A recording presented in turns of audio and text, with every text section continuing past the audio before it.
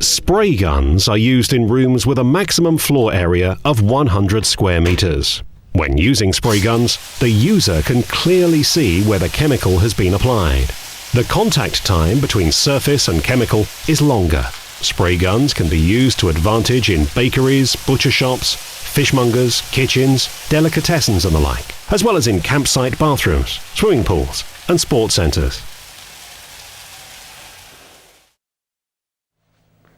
When the product is ready for use, attach the male connector to the tap.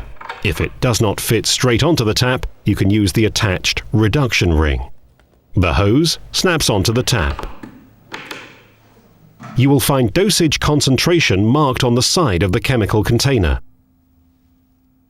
Choose the color of dosage nozzle that matches the correct concentration. Fit the nozzle to the underside of the injector. If the chemical container instead shows a chemical to water mixing ratio, you can use this formula to determine the nozzle color. Chemical millimeters divided by water millimeters times 100 equals the correct concentration.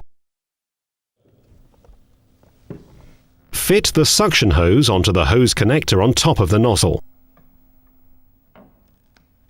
Pour the chemicals into the container. Screw the injector onto the container. Now, attach the gun to the hose. Mount the spray gun onto the injector connector. Turn on the tap. Begin foam production by pressing down on the trigger. We recommend applying the foam from the ground up. Once you have finished applying the foam, unscrew the container from the spray gun. Container and injector are stored in a safe place. You can now begin manual treatment of the surface.